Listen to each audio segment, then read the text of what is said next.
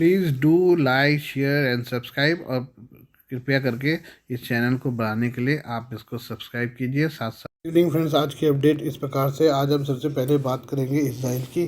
Gaza में चल रही हिंसा के बीच इसराइल ने भारत से करीब 20,000 वर्कर्स की भर्ती कर ली है। फ़लस्तीनी कामगारों से खतरे को देखते हुए अब इसराइल विदेशी वर्कर पर निर्भर होने जा रहा है, और इसमें दोस्त भारत उसे बड़े अवसर के रूप में दिख रहा है।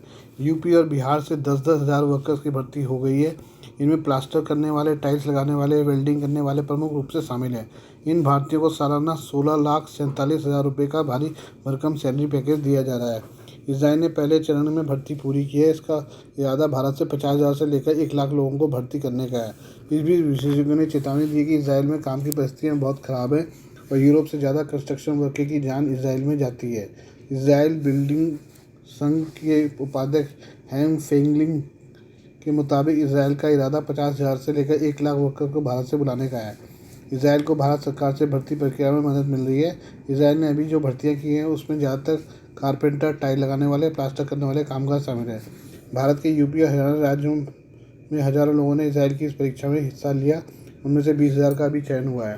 ये सभी भारतीय फ़लस्तीनी वर्कर्स की जगह लेंगे, जिन्हें हमास के हमले के बाद अब इसराइल अपने देश में घुसने तक नहीं दे रहा है। इसराइल एक तरफ जहां भारतीयों की जमकर भर्ती करने का प्लान पर काम कर रहा है, वहीं कई विश्लेषक तो युद्ध के बीच इसराइल में भारतीयों को जान देने की अनुमति देने के फैसले पर सवाल उठा रहे हैं। हमास के हमले से होने वाले खतरे को छोड़ें, एक भारतीय अधिकारी ने तो इसराइल के अखबार हारिस से बातचीत में इसराइल में काम की परिस्थितियों को लेकर सवाल उठा दिया। भारतीय अधिकारी ने कहा कि इसराइल में लेबर लॉ बहुत सख्त और ज़्यादा है। हारिस ने कहा कि वहीं इसराइल के कंस्ट्रक्शन इंडस्ट्री की बात करें तो उसका सेफ्टी रिकॉर्ड बहुत ख़राब है। वर्कर्स के अधिकारों के लिए काम करने वाले एक संगठन ने हाल ही में खुलासा किया था कि इसराइल में कंस्ट्रक्शन साइट पर 1 लाख मजदूरों में मरने वाले मजदूरों की संख्या यूरोपीय संघ से 2.5 गुना ज़्यादा है। इन खतरों के बीच जिन भारतीय कामगारों को सिलेक्ट किया गया है, उन्हें हर महीने करीब 1,32,000 रुपये मिलेंगे। यह उन्हें भारत में इसी काम के लिए मिलने वाली कुल सैलरी से 5 से 6 गुना ज़्यादा है। यही वजह है कि भारतीय इन खतरों के बावजूद भी इसराइल जाना पसंद कर रहे हैं और भर्ती प्रक्रिया के दौरान भारी भीड़ जमा हो रही है। ये हम देश के विदेशी मुद्रा भंडार के बारे में बात करें।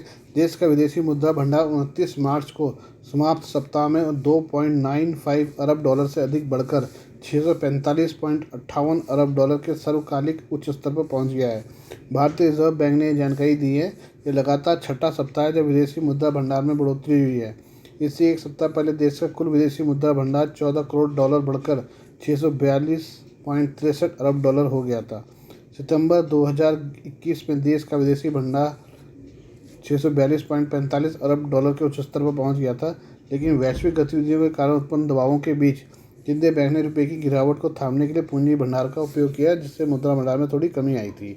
रिजर्व बैंक के आंकड़ों के मुताबिक 29 मार्च को समाप्त सप्ताह में मुद्रा भंडार का अहम हिस्सा माना जाने वाली विदेशी मुद्रा आस्तियाँ 2.35 अरब डॉलर बढ़कर 570.61 अरब डॉलर हो गई। डॉलर के संदर्भ में उल्लिखित विदेशी मुद्रा आस्तियों में विदेशी मुद्रा भंडार में रखे गए यूरो, पाउंड और येन जैसी गैर अमेरिकी मुद्राओं की घट बढ़कर प्रभाव शामिल होता है। रिजर्व बैंक ने कहा कि समीक्षाधीन सप्ताह के दौरान स्वर्ण आरक्षित भंडार का मूल्य 67.3 करोड़ डॉलर बढ़कर 52.16 अरब डॉलर हो गया है। रिजर्व बैंक ने कहा कि विशेष आहरण अधिकार SDR 7.3 करोड़ डॉलर घटकर 18.14 अरब डॉलर रह गया है। रिजर्व बैंक के मुताबिक समीक्षाधीन सप्ताह में अंतर्राष्ट्रीय मुद्रा कोष IMF के पास भारत के आरक्षित जमा भी 20 लाख डॉलर घटकर 4.66 अरब डॉलर रह गई है। आइए हम बर्ड फ्लू संक्रमण के बारे में बात करें। विशेषज्ञों ने चिंता जताई कि बर्ड फ्लू संक्रमण तेजी से महामारी का रूप ले सकता है और यह इसकी उच्च मृत्यु दर को देखते हुए कोरोना महामारी से 100 गुना ज़्यादा खतरनाक साबित हो सकती है। मीडिया रिपोर्ट्स में जानकारी दी गई कि रिपोर्ट में वैज्ञानिकों ने दावा किया है कि H5N1 वायरस गंभीर स्थिति की तरफ बढ़ रहा है। बहुत आशंका है कि यह वैश्विक महामारी का कारण बन सकता है। पीटर्सबर्ग में बर्ड फ्लू पर रिसर्च करने वाले वैज्ञानिक डॉक्टर सुरेश कुचिपुड़ी ने चेतावनी दी है कि H5N1 वायरस बड़ी संख्या में स्तनधारी जीवों को संक्रमित कर सकता है, जिनमें इंसान भी शामिल है। डॉक्टर सुरेश कुचिपुड़ी ने दावा किया कि वायरस उस दिशा में बढ़ रहा है जहां वह महामारी का कारण बन सकता है। उन्होंने कहा कि बर्ड फ्लू का संक्रमण दुनिया में जगह जगह अभी भी मौजूद है। बड़ी संख्या में स्तनधारी अभी भी इससे संक्रमित हो रहे हैं। अब समय आ गया कि हम इसके खिलाफ तैयारी करना चाहिए, वरना हालात गंभीर हो सकते हैं। मीडिया रिपोर्ट्स में एक अन्य विशेषज्ञ के हवाले से कहा गया कि बर्ड फ्लू संक्रमण कोरोना महामारी से भी ज़्यादा खतरनाक साबित हो सकता है। उन्होंने दावा किया कि बर्ड फ्लू से फैली महामारी कोरोना महामारी से भी 100 गुना ज़्यादा खतरनाक साबित हो सकती है। बर्ड फ्लू महामारी में मृत्यु दर कोरोना की तुलना में बहुत ज़्यादा होगी और अगर इसने इंसानों में म्यूटेंट होना शुरू कर दिया तो इसके और गंभीर होने का खतरा है।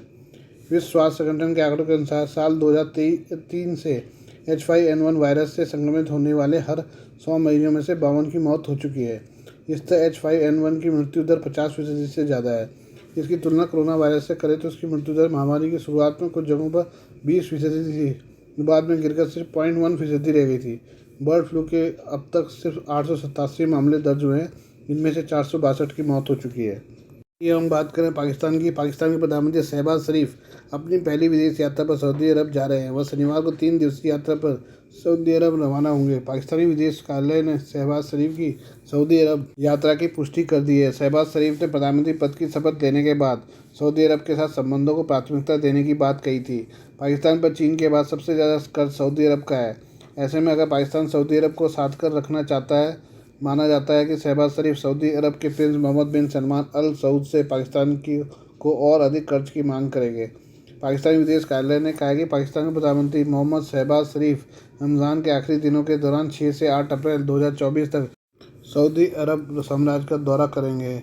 यह प्रधानमंत्री की उनके चुनाव के बाद पहली विदेश यात्रा होगी। प्रधानमंत्री शहबाज के साथ विदेश मंत्री इशाक डार, रक्षा मंत्री ख्वाजा आसिफ, वित्त मंत्री मोहम्मद औरंगजेब भी होंगे। इस यात्रा के दौरान शहबाज शरीफ अपने मंत्रियों के साथ उम्रा भी करेंगे। मदीना में मस्जिद नबवी में नमाज अदा करेंगे। यात्रा के दौरान उम्मीद है कि पीएम शहबाज शरीफ सऊदी अरब के क्राउन प्रिंस और प्रधानमंत्री मोहम्मद बिन सलमान से मुलाकात कर सकते हैं और आपसी हित के मुद्दों पर चर्चा कर सकते हैं। दोनों नेता क्षेत्रीय वैश्विक विकास पर भी विचारों का आदान प्रदान करेंगे। इस बीच सूत्रों ने जियो न्यूज़ को बताया था कि क्राउन प्रिंस मोहम्मद बिन सलमान के साथ मुलाकात के दौरान पीएम शहबाज विभिन्न परियोजनाओं पर चर्चा करेंगे। प्रधानमंत्री सऊदी पीएम को पाकिस्तान आने का निमंत्रण भी दोहराएंगे। सूत्रों ने बताया कि उनके प्रवास के दौरान कई विकास परियोजनाओं को अंतिम रूप दिया जाएगा, जबकि दोनों देशों के बीच कृषि सहित कई क्षेत्रों में द्विपक्षीय सहयोग जारी है। उन्होंने कहा कि सऊदी अरब को रेकोडिक परियोजना पर भी $1 अरब का निवेश करने की उम्मीद है। उन्होंने बताया कि अपनी यात्रा से पहले प्रधानमंत्री लाहौर में Pakistan Muslim League Nawaz PMLN supremo Nawaz Sharif से परामर्श करेंगे। आज के लिए बस इतना ही। बाकी मिलते हैं कल आपसे नई खबरों के साथ। धन्यवाद।